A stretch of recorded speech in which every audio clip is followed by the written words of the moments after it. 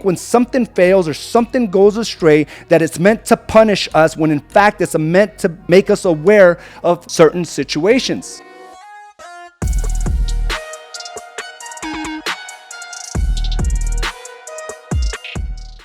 Welcome to another episode of Mindset Mastery. I'm your host, Araujo. Go ahead and check in as you're coming on board. What's up, my brother Isaiah?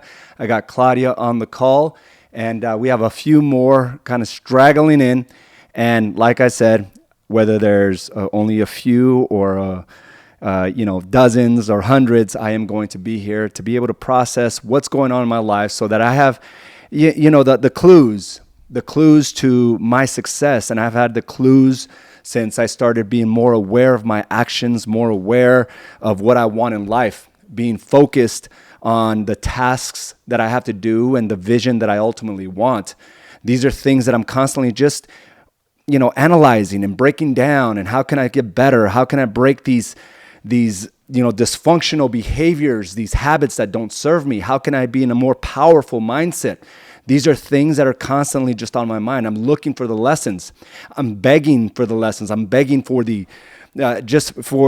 vision of something bigger. And that's exactly where I've been here over the last 10 years as I became aware of my actions. It was somebody else's perspective that really changed my outlook, right? It wasn't because I was looking for someone to save me. I just needed another way to think. I needed another way to be able to see something bigger and better for myself based on where I was at the moment. Right, where I took myself, I could only take myself to a certain, place until I needed to see outside of that. And I think I did a pretty good job until things just didn't progress. Where it seems like I started imploding on myself because what got me there wasn't going to get me to the next level, which meant I had to increase my capacity. But in order to increase my capacity, I need to be aware of what's out there, a new perspective. And that's why I'm so passionate about the 12-week target book, because it constantly pushes your capacity, because you're required to learn. You're required to push your body, your mind, your overall sense of purpose on a consistent basis. It requires an investment on your end, not to just sit idle, to be a sitting duck. A sitting duck to somebody else's, agenda. A sitting duck to somebody else's manipulation or exploitation.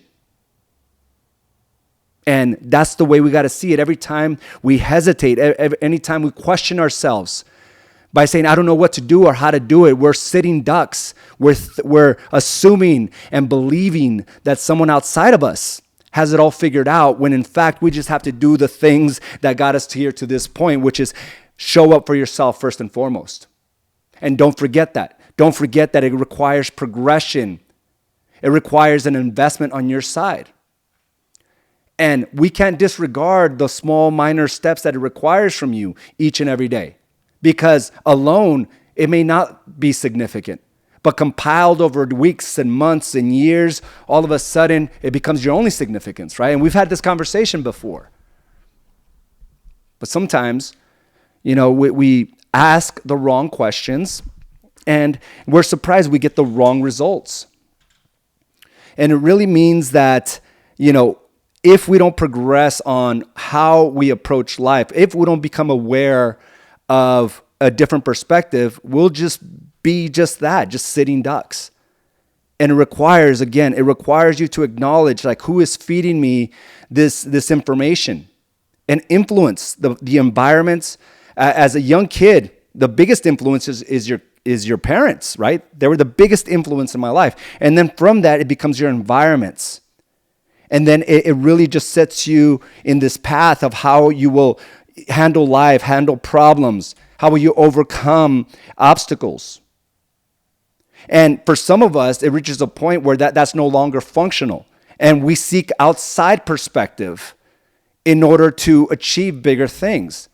And I've had to hire many, many people in my life that I wanted their input, their opinion, their direction, but never did I want to be saved. Never did I want a handout. Never did I think that somebody outside of me can have the solutions that I need. How could they? They don't know my entire history. They don't know my mindset. They don't understand what's going on in my head. How can I expect someone else to provide me the success that I seek. However, their perspective can shift my mind. Those perspectives, along with my experiences, can create something much bigger. And whenever you lay your responsibilities upon someone else, you're relinquishing that control, your ability to solve problems and overcome obstacles. You lose the confidence, you lose certainty. You start believing lies that are not true. And that's today's topic. Symbolism does not mean, symbolic does not mean prolific. Symbolic does not mean prolific. What I mean by that is that there's many symbols that we hold on to, that we carry on, and we think that that's enough to be able to get the results we want. And I'll explain here in just a second, because I was writing out my thoughts this morning like I do every morning, right? I journal, and I journal a lot. And I even have this word counter, and I'll be somewhere around 50,000 words a week.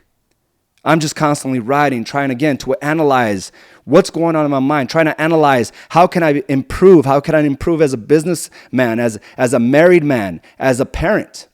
And I'm going to show you, and I'm going to have you listen to a conversation I had with my daughter. Carla and I had with our daughter this week. I'm proud to say that my daughter got in trouble and went to go see this dean, right, at her new school. She got in trouble and she went to go see the dean. And I'm proud of that because there was many lessons learned in this. And sometimes we don't realize that we have to get into trouble. We need to make mistakes in order to see the lesson that's attached to it. Otherwise, we continue on our misbehaviors. We continue on to these lies that we believe is true, when in fact we were just holding back. We weren't trying to grow and become something greater. The problem is that if you're not facing problems in your business, maybe because you're not pushing hard enough. If it's the same problem where you don't have enough leads, then that's just dysfunction, right? It's just you're holding on to a symbol that just because you have a license, you should be successful. Just like many believe, just because they have a gym membership, they should be fit. They equate the symbol to the results or to their commitment. They misinterpret that. They think just because they wear a wedding ring, they're showing up powerfully in their marriage. It's just a symbol. It's not your commitment. Your license is not a commitment. Your gym membership is not a commitment. These are simply symbols. It does not mean your proficiency. And that's where we have to really analyze and see if we have our license, why is it that you're not prolific in this game? Why isn't that you're not pushing the envelope to be successful? If the opportunities are rampant and they're available to everyone, what is it? And the misery comes from those that believe just because they have their license, they should be prolific. But it requires many reps. And oftentimes you can identify that by if you simply just track what you're doing on a daily basis. Yet many refuse to open up the 12-week target book. Many refuse to write it all down and instead saying, well, I have it all in my head. I know what I've poured into my business. But success and results are always the byproduct of your business. So if you're not where you need to be, maybe you're not prolific in your business. It's not that somebody else is going to come in and provide all the solutions for you. At the end of the day, it's a byproduct. It's a reflection of your commitment. Success in real estate is a reflection of your commitment, period. If there's constant struggle, there's a struggle with your commitment. It doesn't mean that you're broken. It doesn't mean that you're not smart enough. It doesn't mean that the world is conspiring against you. It is simply a byproduct and a reflection of your commitment. But it's hard to really embrace that, right? To really take full ownership of that. And if we're raised in households where from a very young age we're conditioned to be victims, it's really even hard to identify it. That it's always somebody else's fault. That life is so unfair. That's a victim mentality. That's a victim mindset. And maybe those environments that you're in right now are constantly based in that conversation. But it's hard to identify if that's all we've ever known. And you're not a victim of your circumstances. You're just simply seeing the results of your commitment or lack thereof. That's it. Your results are based on your commitment. Again, the world is not conspiring against you. The technology, as it continues to evolve and your comprehension around it, is not the reason. It's your failure to lean into it and learn something new about your business, becoming aware. If it's available to me, if it's available to our top 10, why isn't it available to you?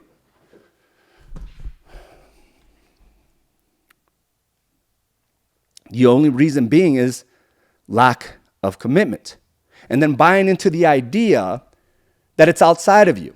Again, a victim mindset. And I am going to share with you a little bit of the conversation that I had with my daughter after she got in trouble. So let me give you a background on what's going on here. And then I'm going to play a couple little clips because I recorded some of it.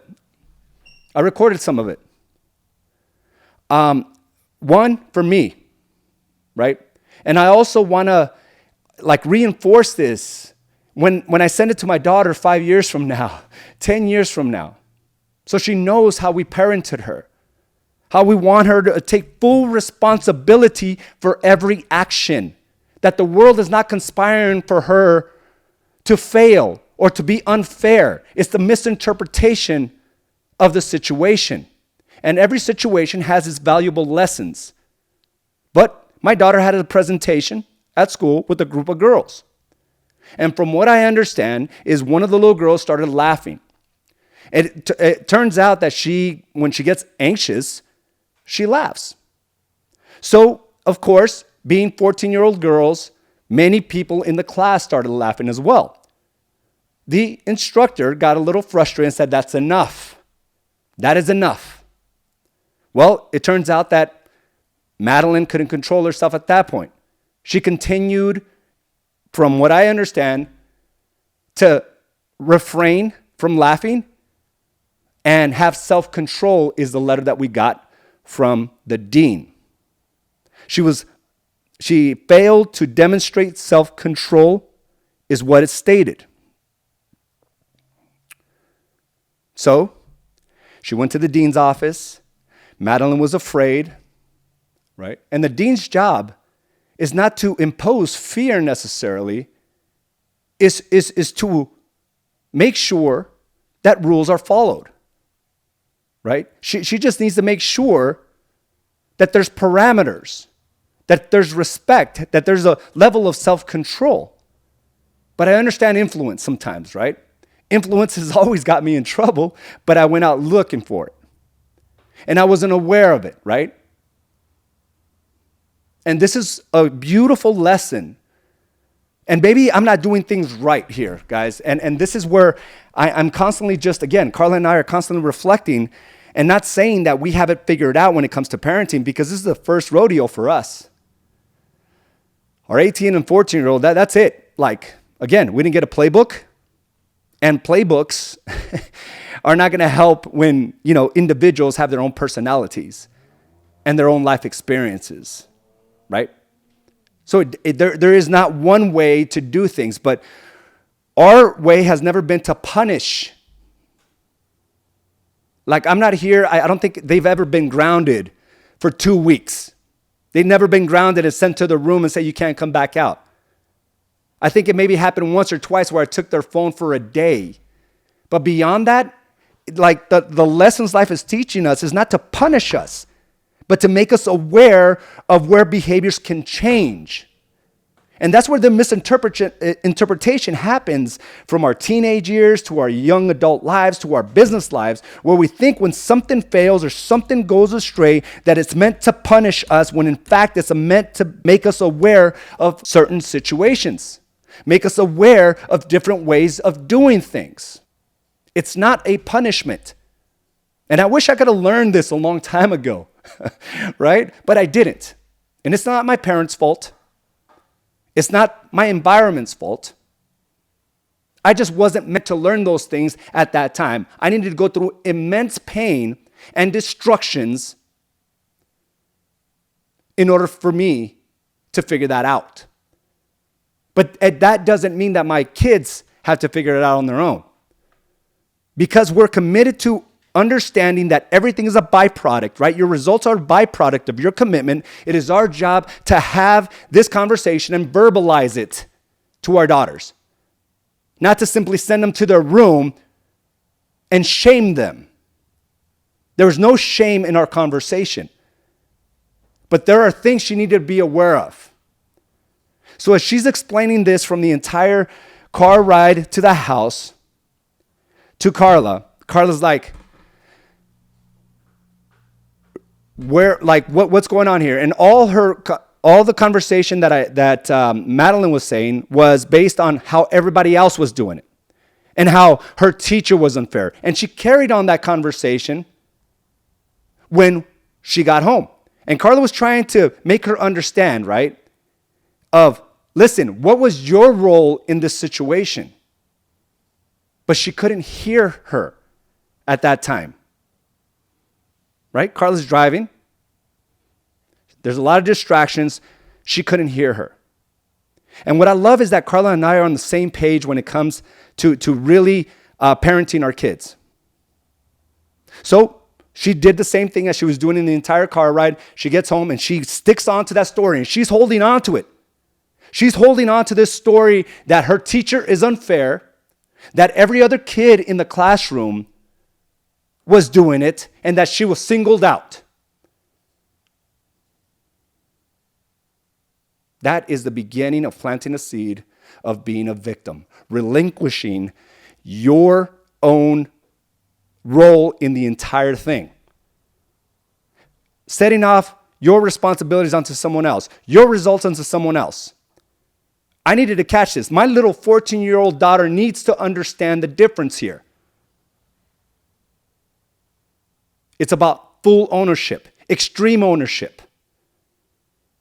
So it took a while for us to be able to explain that to her. And and listen, a part of this may sound a little harsh, and I'm not talking about any one particular kid, okay? I'm not even trying to say that kids, because I mentioned something about poison and other kids, okay? So it's not about that other kids are bad. The thought processes and the influence that they're under is bad. Just like it was bad for me to act like a victim, to think that it was always outside of my control. Okay, so don't misinterpret that, but I'm going to have you listen to a few things here. Right now, babe, you know what most parents would do right now, babe? And that's why we're not like, that's why I appreciate you. And this is harder. And most parents won't even do this. You know what parents would do? Go to your room. Go to your room and stay there. You're ground for 2 weeks. I'm taking you. That's what most parents will do. We're just trying to have a discussion because these are behaviors that we just have to acknowledge and change. You understand me? Okay, that was one part. Okay, so I needed her to understand that she's not in trouble. I'm not just going to send her to her room. Even though I got a scathing message from the dean, we're not going to take what her interpretation was of it and now further punish her. She was already embarrassed. She got sent to the dean's office. No kid wants that, right? But here's the second part to this, so stay with me. Is that okay? Do you understand me where you got to stop that too? When does it suck? Sometimes. Okay, let me go ahead and whoops. Okay, let me go ahead and back that up. Okay, so then we start getting into the conversation about our personalities, right? And how sometimes our attitudes suck. Okay? And maybe there was better words to use. But we said the word suck. So I caught my daughter going into this role. And I'm so happy that, that word triggered her. Because we mentioned, hey, your attitude sucks. And she got really emotional. And she says, I know, my attitude always sucks, and I don't want to be this way. And she starts going down this road, and she got very emotional that, she sucks. She started really embracing that thought of negativity and make it a reality. She got really emotional, right? And we had to stop her. We had to stop her because we understand the role of influence well. And if somebody with influence that's looking for her best interest is telling her that maybe sometimes aspects of how we respond, aspects of our attitude towards something may not be at the highest level, listen and don't automatically start saying, well, that's the reason why everything is this way. Okay, so let me go ahead and play this back now. So this is after that conversation, and then I'm going to break this down.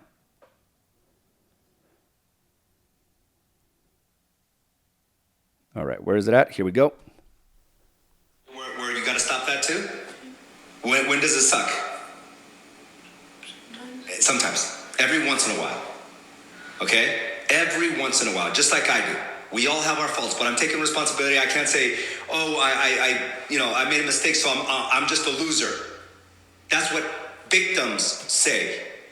And that's all I want you to catch, all right? And there's a lot of girls in your grade that are going to be speaking in those ways, and I need you to acknowledge them and stay away from them. Because they're contagious, they're poison, and they have no idea. Okay? And that's why we're so selective about who are your friends. I need you to listen to these types of words so that you can point them out. But first, in order to point them out in other people, you need to point them out in yourself, okay? So do you understand why it's important not to say one word and believe that it's always you? Yes or no, baby? Yes. Okay. So again, I'm not saying that the girls are poison, it's the thought process. But I was never warned about these things. Understand that, influence comes in different ways, different formats. But it's taught, right? The negativity is also taught. So I didn't want her to go down the slippery slope of the example like I said. Hey, well, this failed. That means I'm a failure. That means I'm a loser. And that's what a lot of business owners do to this day. Maybe that's where you're stuck. Maybe the business is not moving, and it's because of how we're speaking to ourselves, not identifying that that's dysfunctional. That's a victim mindset, right? Because we have full control. So if we're challenged right now, there's a lesson in that. There's a lesson to learn, and growth is right around the corner from that, if we're able to learn it. So for me, it's like you got to be aware of this. You got to be able to identify this. And I think being an influence, we have to have these discussions because it would have been easier. Listen, we were there talking for like a good hour and a half. You know what would have been easier? Go to your room. And she would have believed all those lies she was telling herself, but it was my responsibility as a parent to influence her in the right format. So these are things that we have to think about as we start looking at our overall results, right? It has to do with the attitude, has to do with the influence, has to do with what we believe the truth is. And like I said earlier, I said this is just a symbol, but it does not mean that it equates to results. And your license does not equate to results. Your results are a byproduct of your commitment. So here's what I wrote. It is my job to acknowledge my thoughts, feelings, and emotions. Where am I quick to relinquish control, relinquish responsibility? What was my role in the game? I need to catch and correct. Your results are your results. Your results are a byproduct of your commitment. Just because you have a real estate license does not entitle you to success. Success is a byproduct of your commitment. Just because you wear a wedding ring does not mean you're committed. It's a symbol. Your license is not a commitment, it's a symbol. Your gym membership is not a commitment, it's a symbol. The misery comes in misinterpreting the symbol as your commitment. Results are the only way to showcase commitment. Let me repeat that. Results are the only way to showcase commitment.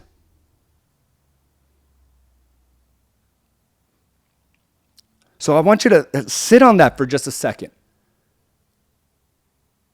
But yet we're led to believe that somebody else always has it figured out, has a better way. They have different perspectives, but it doesn't matter if you're not committed to making changes. You are struggling because your commitment is constantly compromised. Your short spurts of commitment will not provide you the results you desire.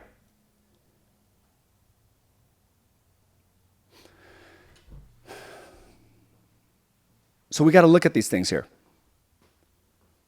You're not failing because you're not capable of. Maybe you don't have the results that you desire because you're incapable of. It's because your commitment is not constant. Your commitment is constantly compromised. And oftentimes it's because of the lies we're led to believe. And those lies are rooted on a victim mindset. Where can you take extreme ownership of your actions, of your results? Where can you take full responsibility?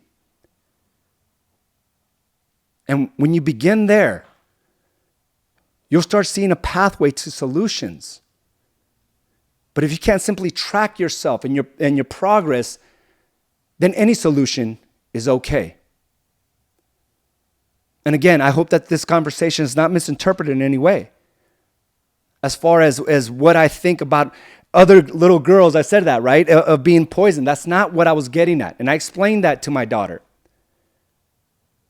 But we got to be aware of where we can take responsibility. And that's how the conversation ended. It's not because the teacher or the instructor were singling you out. It's not because other kids were not doing the very same thing. Maybe it's just something about how you did it that it caught somebody else's attention. It's not, the world is not conspiring to get you in trouble. Take responsibility on how you were showing up. Were you laughing? And after she said that was enough, did you stop immediately? That's what I want you to take control of. And she understood that. And what I love about this is that later on, she came up to us and thanked us for having to understand her role and that life is not unfair and that she doesn't suck. There's always areas of improvement. So as you take this message, start looking where you're telling yourself these lies and simply just turn that around. Ask better questions. Where can I improve? Where can I improve? Because my results, if it were a direct correlation to my commitment, where can I be more committed? Those are better questions. Guys, I want to thank you for joining me for this special episode of Mindset Mastery. Have a great day, and I will talk to you soon. Bye now. Thank you for joining us for this episode of Badass Agents Podcast, brought to you by AZ & Associates and Do the Work Coaching and Consulting. You can watch this and other episodes by subscribing to our channel on YouTube or by visiting us directly at badassagents.com. And of course, you can listen to this episode and many others on your preferred podcast provider.